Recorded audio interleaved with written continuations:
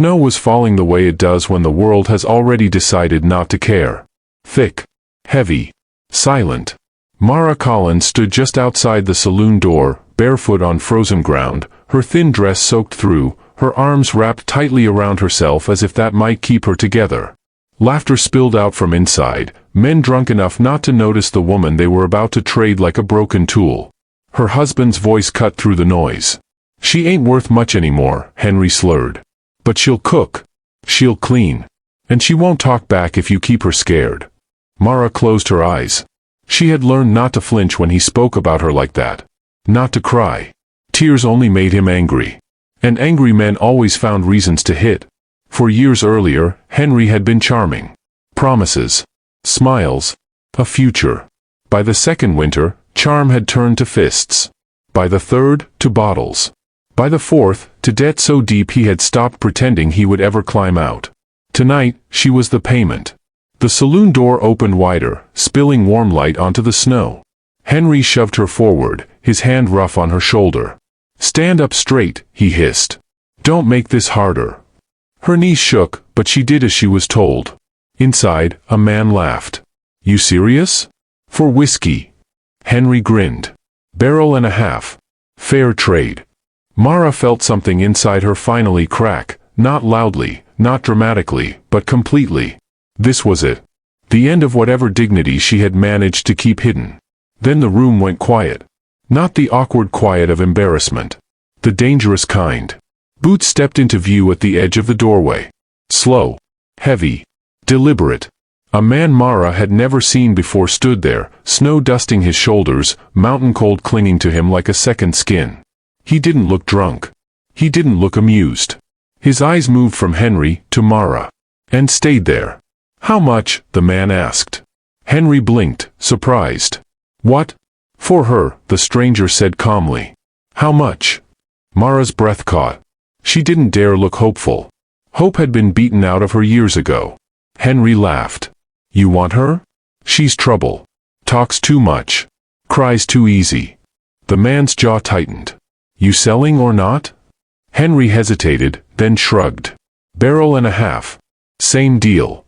The stranger reached into his coat and set something heavy on the table. The room went still. Bottles. More than one. Enough to make Henry's eyes shine. "She's mine now," the mountain man said. Henry didn't even look at Mara when he took the whiskey. Just like that, it was done. The man turned to her. His voice was low, steady. "Get your coat." She stared at him, unsure if this was just another kind of hell. "I don't have one," she whispered. The man paused, then took off his own heavy coat and wrapped it around her shoulders, careful not to touch bruises he hadn't yet seen. "You do now," he said. "You're free." Mara had been sold. But for the first time in years, she wasn't owned. Mara didn't remember leaving the saloon.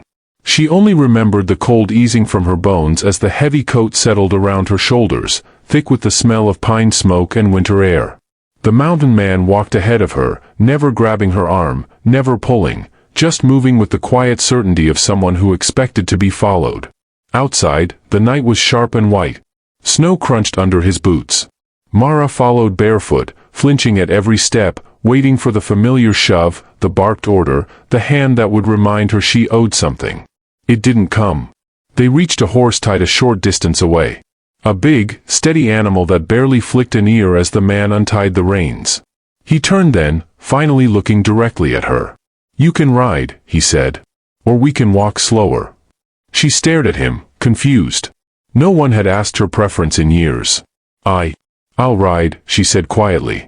He helped her up with one hand at her elbow, firm but careful. His touch was different, no claiming, no pressure. Just support. He mounted behind her but kept space between them, guiding the horse with ease. They rode in silence. Mara's body shook, not just from the cold, but from the waiting. She knew this pattern. Kindness always came first. Then expectations. Then punishment if you failed to meet them. After a while, she whispered, "What do you want from me?" The horse kept moving. The man didn't hesitate. "Nothing you don't choose." Her throat tightened. "You paid for me." "I paid to end something," he replied. "Not to start another." She didn't believe him. Not fully. But she wanted to. The cabin appeared through the trees like something out of a dream, small, solid, a single window glowing warm against the snow. The man dismounted first, then helped her down again, steadying her when her legs nearly gave out. Inside, the air smelled of wood and coffee. A fire crackled low. It was clean. Orderly. Not the chaos she expected from a man who lived alone. "You can sit," he said. "Or stand. Doors not locked." That last part landed hard. She chose to sit, perching on the edge of a chair like she might need to flee at any moment. He set water to heat, then turned to her again. "My name's Rowan," he said. "You don't have to tell me yours if you don't want to." Mara swallowed. "Mara." He nodded, like that was enough. When he handed her a cup, their fingers brushed. She flinched instinctively. Rowan stepped back immediately. "I won't touch you unless you ask," he said quietly. "Ever." Something inside her cracked, not like before, not breaking, but opening. She stared into the fire, tears burning behind her eyes. No one had ever bought her freedom before. And no one had ever given it back so gently. Mara did not sleep that first night. She lay on the narrow bed near the fire, fully dressed, boots still on, Rowan's coat wrapped tightly around her like armor. Every small sound made her tense, the pop of burning wood, the wind pressing against the cabin walls, the quiet shift of Rowan moving on the far side of the room. He slept in a chair. She noticed that immediately. Not on the bed. Not even close enough to brush her if he shifted in his sleep. Just a man sitting upright, coat folded beside him, rifle leaned carefully against the wall like a promise that cut both ways. That alone told her this was different. Still, her body didn't believe it yet. At dawn, pale light crept through the frost-edged window. Mara pushed herself upright slowly, testing her ribs, her legs, her balance. Pain was there, but manageable. Familiar. Pain was something she understood. Rowan was already awake, pouring coffee. "You can rest longer," he said without turning around. "I'm not tired," she lied. He didn't challenge it. She sat at the table, hands wrapped around the warm cup he slid toward her. The quiet between them felt heavy, but not threatening. It felt like waiting. Finally, she asked, "Why were you even in town?"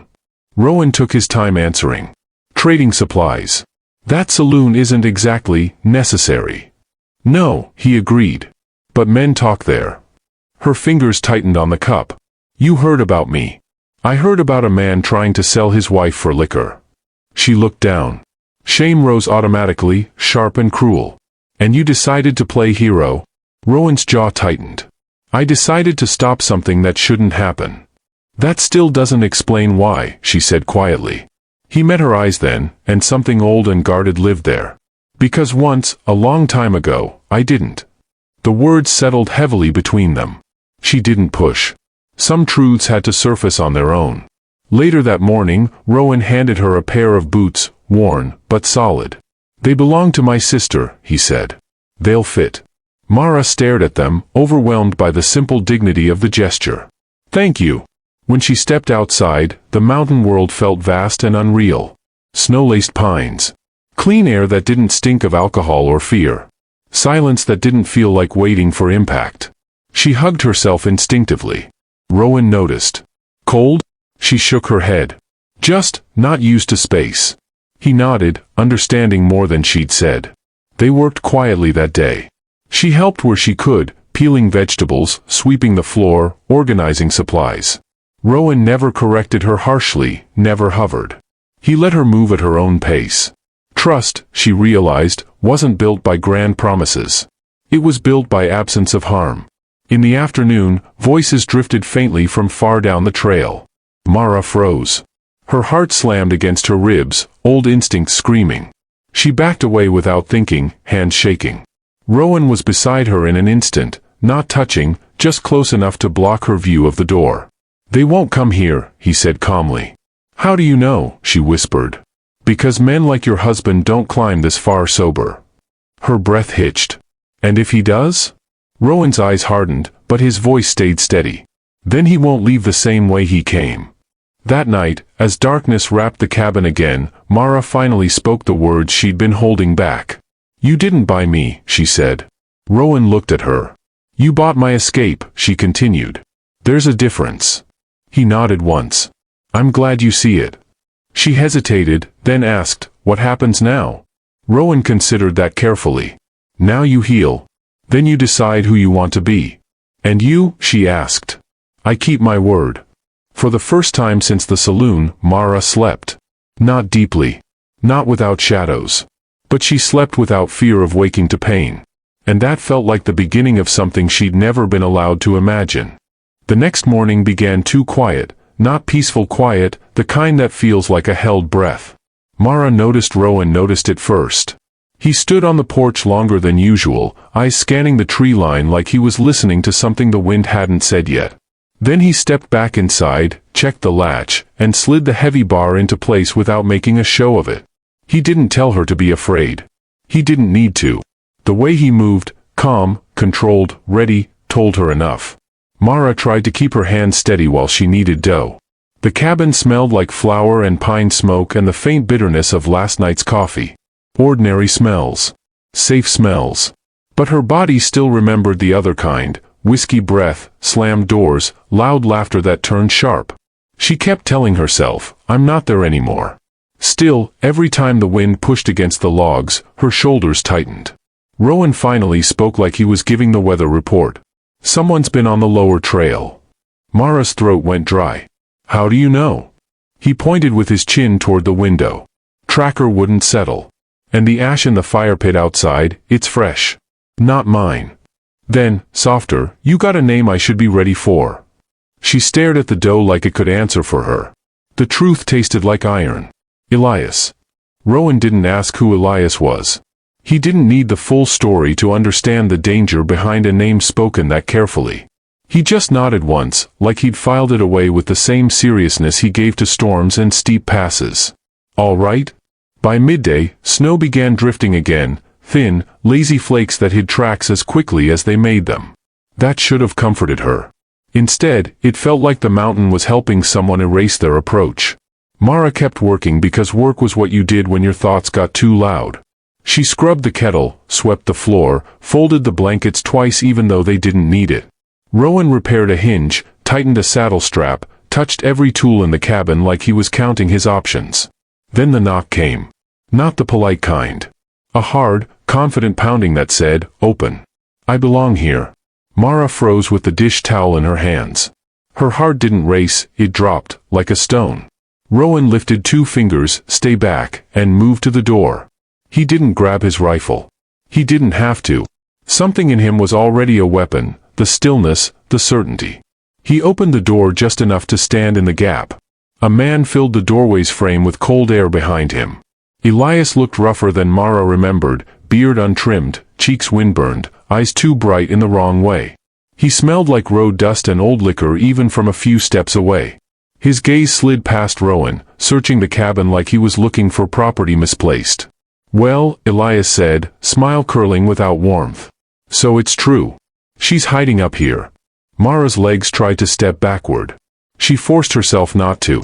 "Not this time." Rowan's voice stayed even. "This is private land. You're not welcome." Elias laughed, like that was cute. "I didn't come for you, mountain man. I came for my wife." The word hit Mara like a slap. My. Rowan didn't turn to look at her, but she felt him shift, just slightly, placing his body where it blocked Elias's view deeper into the cabin. "She's not your wife," Rowan said. "Not here." Elias's eyes narrowed. "You buy her? That your game? Pay her husband and take what's his?"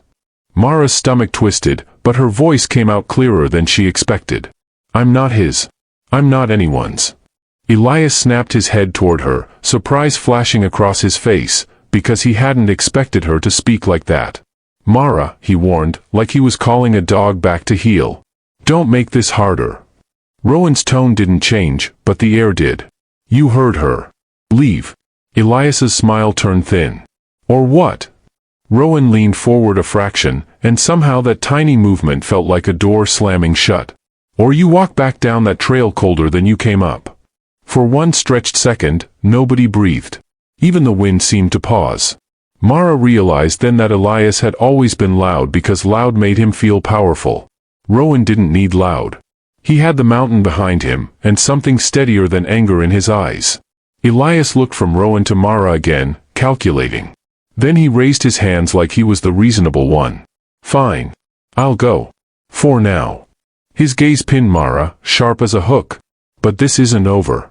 You can't hide forever, sweetheart. People don't just disappear. Rowan didn't flinch. Watch her. Elias backed away, still smiling, still performing. He turned and crunched off into the snow, leaving a trail of footprints that the falling flakes immediately began to soften, like the mountain itself was trying to erase him. When the sound of his steps finally faded, Mara's knees threatened to give out.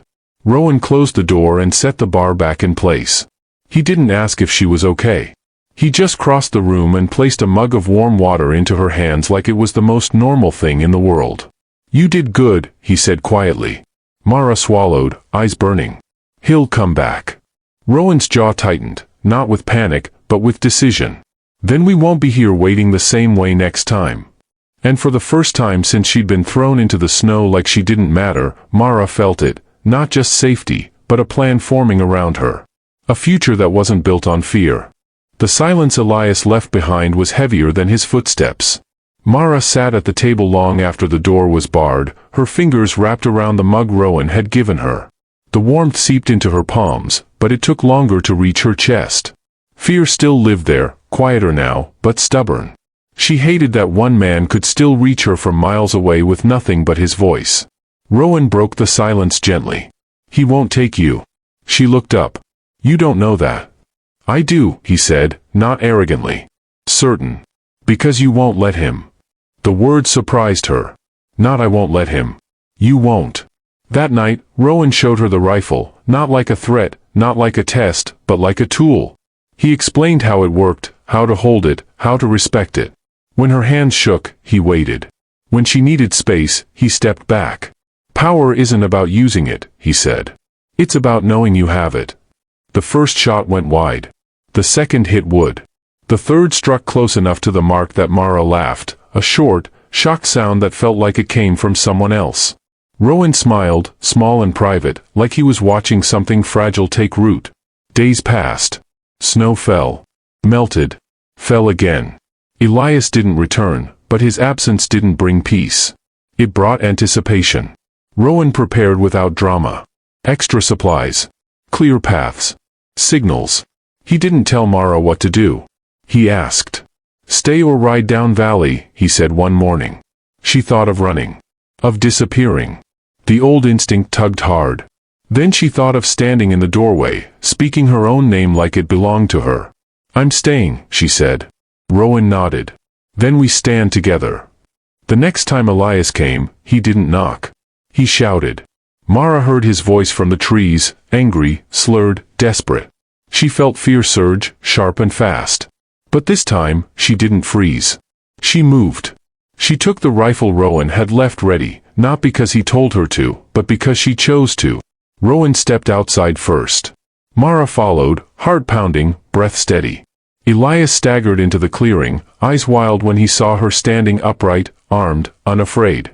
You think this changes anything? He sneered. Mara raised the rifle, not aimed at him, but firm enough to make the message clear. It already has. Rowan didn't speak. He didn't need to. The mountain watched. The silence pressed in. Elias took a step back. Then another. And this time, when he left, he ran. Mara didn't chase him. She lowered the rifle slowly, hand steady, chest burning with something that felt dangerously close to joy. Rowan turned to her. You chose. Yes, she said, voice clear. I did. And for the first time, freedom didn't feel like escape. It felt like ownership of herself. After Elias ran, the mountain felt different. Not safer. Honest. Mara stood in the clearing long after his footsteps vanished, snow settling softly around her boots. Her hand still held the rifle, but it no longer felt heavy. It felt earned. When she finally lowered it, her arms trembled, not with fear, but with release. Rowan didn't rush her. He waited until her breathing slowed, until her shoulders dropped on their own. It's done, he said quietly. Mara nodded. For him, yes. They went back inside together. Rowan bolted the door, then deliberately unbolted it again, leaving it resting but not locked. You decide, he said. She noticed. She always noticed. That night, sleep came hard. Memory surfaced without permission, raised voices, slammed fists, the cold floor of the saloon. At one point, she woke gasping, heart racing. Rowan was awake instantly, sitting upright across the room, not moving toward her. "I'm here," he said. "You're not alone. But I won't cross the room unless you ask." Mara pressed her palm to her chest until the panic eased. "Stay where you are." "I will." By morning, she felt wrung out, but clear. Over breakfast, she asked the question she'd been holding back. "Why me?" Rowan paused, cup halfway to his mouth. "You weren't the first woman I saw treated like property." Her stomach tightened. "I was younger," he continued. "Worked freight routes. Saw men trade women like tools. I told myself it wasn't my fight." His eyes hardened, not with anger, but regret. "One night, I walked away. She didn't survive the winter." Mara swallowed. "So you bought me to make up for her?" "No," Rowan said firmly. "I bought you because I couldn't watch it happen again. What you did after, that was yours. Freedom only counts if it's chosen." The words settled deep. Days passed. The snow softened. Mara began riding the perimeter alone, learning the land not as a cage but as territory she understood. She laughed more easily now. Spoke without flinching. Sometimes she caught herself standing taller, as if her spine had finally remembered its purpose. One afternoon, a rider came up the trail, a deputy from the valley. Papers. Questions. Rowan stood back while Mara answered them herself. "Yes," she said. "I left my husband. No, he has no claim over me. And no, I won't be returning." The deputy studied her, then nodded. "Good." When he left, Rowan looked at her with quiet pride. "You didn't need me." Mara smiled faintly. "I wanted you nearby." That evening, as the sun dipped behind the pines, she spoke the truth out loud. "You didn't buy my freedom, Rowan. You gave me the space to take it." He met her eyes. "That's all I ever meant to do." She reached for his hand, this time without hesitation. For the first time, her future didn't feel like a narrow road edged with fear. It felt wide. And entirely hers. 3 days after the deputy left, the weather turned mean. It started with a sky the color of iron and a wind that made the pines hiss like warning. Rowan woke before dawn, checked the ridgeline, and came back with his jaw tight. "Blizzard," he said. "Hard one. Might lock us in." Mara felt the old fear try to crawl up her throat, being trapped, being stuck, being unable to run. But she forced her breath steady. "Then we prepare," she said. Rowan's eyes flicked to her, as if he was measuring whether she meant it. She did. They moved like partners, not like rescuer and rescued. Mara hauled water before the pump line froze, stacked kindling, and sealed cracks with cloth and clay. Rowan checked the barn, double-fed the horses, and brought extra hay inside the lean-to. Tracker paced the porch, uneasy, ears alert. By mid-morning the snow came down sideways. Visibility vanished. The world shrank to cabin walls and the roar outside like something alive. Around noon, a knock hit the door. Not a gentle knock. A fist. Rowan's hand went to the rifle without panic. Mara didn't step back. She stepped beside him. Rowan opened the door only a crack. A man stood out there half covered in snow, hat pulled low, shoulders hunched. A second figure waited behind him, horse shifting restlessly in the storm. The first man lifted his chin just enough for Mara to recognize him. Elias's brother, Cal. The one who used to laugh like cruelty was sport. "Rowan," Cal shouted over the wind. "We need to talk." Mara felt her stomach drop, but her voice stayed steady. "You don't." Cal's eyes landed on her, and the corner of his mouth twitched. "Well, look at that. The purchase speaks now." Rowan's voice went colder than the snow. "Choose your next words careful." Cal lifted both hands, feigning peace. "Relax. I'm not here to start trouble." "Then turn around," Mara said. The second man behind him shifted, and Mara caught the glint at his hip. A pistol. Not hidden. Displayed. Cal leaned forward. "We're here because Elias didn't come back." Mara swallowed. "Good." Cal's face tightened. "He's in debt. Big debt. And when a man disappears, the people he owes start sniffing." Rowan didn't blink. "That's his mess." Cal nodded slowly like he expected that answer. "Maybe. But guess what Elias told them before he ran? That you stole his wife." Mara felt heat flood her cheeks. Rage. Not shame, rage. Rowan's jaw flexed. She isn't his. Cal shrugged. Dead men don't care. They care about blame. About payment. About bodies. The storm gusted, snow whipping past Cal's shoulders. They're asking questions down valley. Asking where she is. And I'm here because I'm not as stupid as Elias, and I'd rather settle this like men, than have strangers climbing your mountain with ropes and papers. Mara took a small step forward. This is my settlement. Not yours. Cal's eyes narrowed. You don't have the law behind you. Mara held his gaze. I don't need it. The second man behind Cal laughed quietly. Hear that? She thinks she's free. Mara turned her head slightly, not giving him full attention. I am free. Cal's expression hardened. You're free until someone drags you back. Rowan moved then, just a half step forward, the rifle angled but not pointed. His presence filled the doorway like a wall.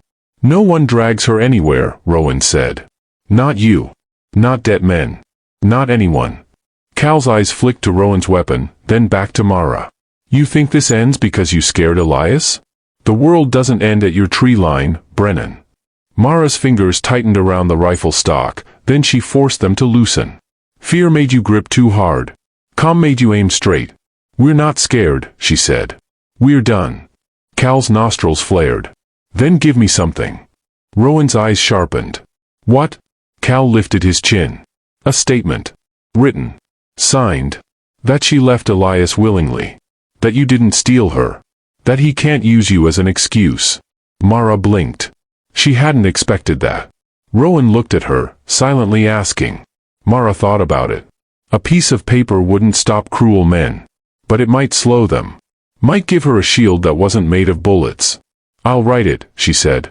Cal's mouth twitched again. Of course you will. Mara didn't react. But you'll take it and leave. And you'll tell anyone who asks, Elias put his hands on me, and I walked away. That's the truth. Cal's eyes slid to Rowan. And you? Rowan said, I'll tell the same truth, louder.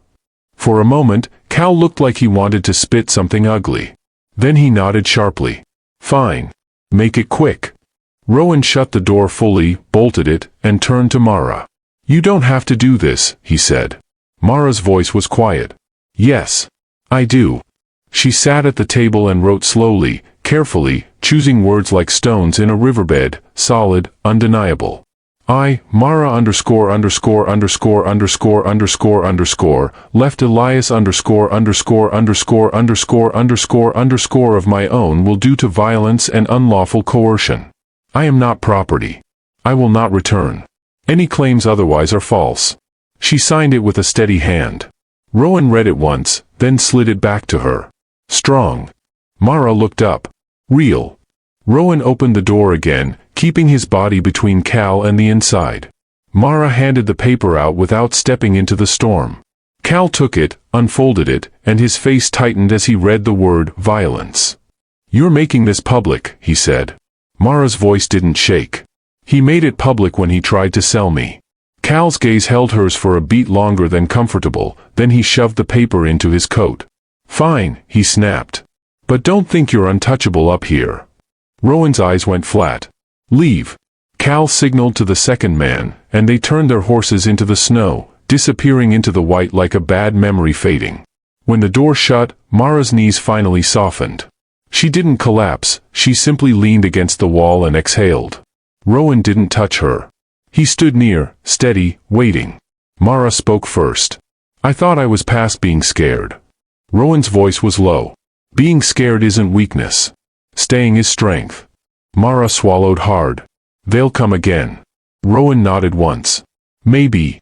Mara lifted her chin. Then we'll be ready. Rowan's eyes flicked to her face, something like admiration, something like relief. Yeah, he said. We will. That night, the blizzard trapped them fully. Snow piled against the cabin walls. Wind rattled the shutters like it wanted inside. But inside, there was fire. There was food. There was a woman who no longer begged for safety, she built it. And there was a mountain man who finally understood the difference between owning someone and standing beside them while they chose to stay. Blizzard Teen Din Tak Rookie. Baraf itni gur chuki ti kukabin ki kurki and surf safe roshni ben kar re gaidin. Danaya jays kadam ho chuki ho, surf hawa ka shore, lakri ki kushbu, or og ki garmahat. Mara eni pali dafa mesuz kia, kudar kuba jud bi jishi jaga, sukun ho sakta hai.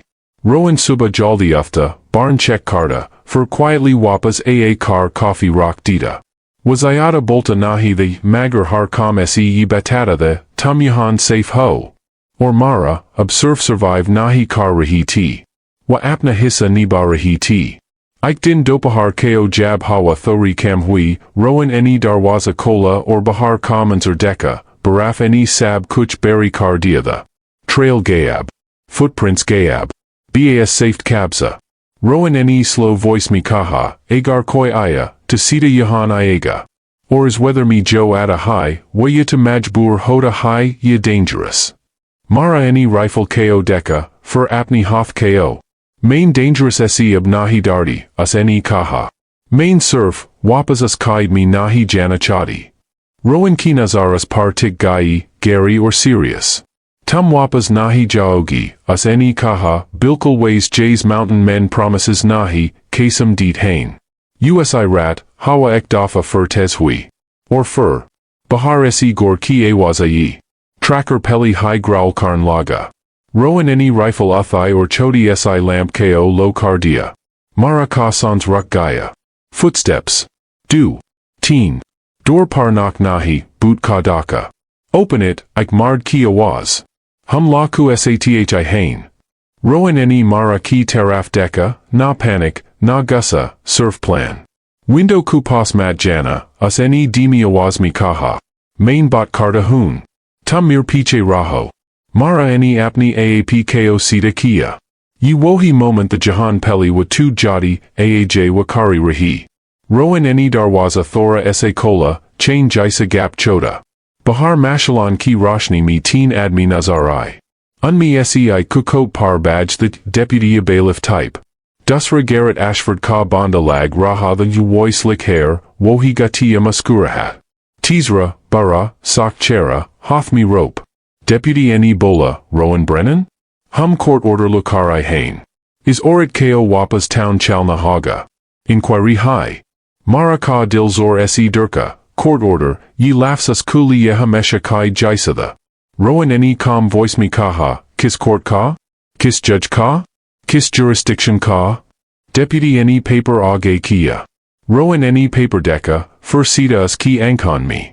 Ye paper fake high, Rowan eni kaha. Or tumhain pada high. Slick hair walla banda hansa. Fake ho ya real, humian surf orit chahi. Elias ka mamla, debts ka mamla. Garrett ka patience kadam ho raha high. Mara eni thandi sans li or ek step age aa gai, Rowan ku shoulder kupas, visible. Main yahan apni marzi se hun, Mara eni kaha. Main jishi ki property nahi. Main jishi ka cars nahi. Rope walla banda age bada. Orit, tum samajdi nahi. Tumhara husband. Mara ki awaz kat gai, lekanas ku andar ki awaz nahi. Wamera husband nahi. Mara eni kaha, or ye line cabin ki agesi zayada garam ti. Wamera zinda jahannam the. Us eni mui bekna chaha. Main bog karai. Ye meri gawahi hai. Deputy eni gabra kar kaha, gawahi town me do. Yahan nahi. Rowan eni rifle ko surf itna lift kia kutino ki body language change ho gai. Ikebot sun lo, Rowan eni kaha, awaz bilkul thandi. Ye orit victim high. Tum lagas ko drag karnai ho. Tum is storm me rope lukarai ho. Tum la nahi ho, tum wolves ho. Slick banda age juka. Brennan, hero ban na band car. Hum is orit ko lujayanj. Tum akele ho. Rowan eni x second be time waste nahi kia. Us eni darwaza or kola, surf itna ku lamp ki roshni tino par pere, or firm voice me bola. Main akela nahi. Mara eni rifle ko thora sa upper kia, bilkul trained, bilkul steady. Tracker eni ik step age akar bankna band kia, bas growl karda raha, jays warning ho. Or fur, cabin kudusar side se awaz ai. Brennan. Ekor mard ka nam. Or fur dusri awaz. Storm me se, horses. Ek nahi, do. Rowan eni nazar ko dor ki taraf shift kia. Bahar, white snow me do silhouettes nazarai, Timber Creek Kulog. Henderson or us Kusath Marshall Dawson. Marshall Dawson Nebraska Apna Badge Dikaya. Is cabin kuaas pas kia ho raha hai? Dawson Nebraska Kaha, Awazmi Authority. Deputy Ka Cherapale Ho Gaya. Slick Banda Piche Hua. Dawson Nebraska Paperlia, Torch Ki Roshni Mi Deka, First Sita Us Ko Fank Dia. Fake, Dawson Nebraska Kaha. Or Yibi Pada Hai Kuyi Kiss Ni Banwaya. Slick Banda Ni Jaldi Se Bola, Hum Surf. Dawson Nebraska Cut Kia. Tum Surf Kidnapping Karnai Ho. Storm Me. Rope Kusath. Henderson Nebraska Mara Ko Deka, Us Ki Ankon Mi Piti Nahi, Respect the. Mara, Henderson Nebraska Kaha, Town Mi Sab Ko Pada Chal Gaya Hai. Margaret Ni, Doc Patterson Ni, Sab Ni Statement Dia Hai. Tum Jabai T, Tum Kiss Halat Mi T. Mara Ki Ankon Mi Ansu Aagay, Lekin Yi Ansu Kemzori Kunahi. Yi Ansu, Gawahitha. Dawson Nebraska Rowan Ki Taraf Deka. Main Tumhain Nahi Rokunga Kutum Apnagar Defend Karo, Lekin Main in Hain Yahan Se Legal Tariq Se Lujanga.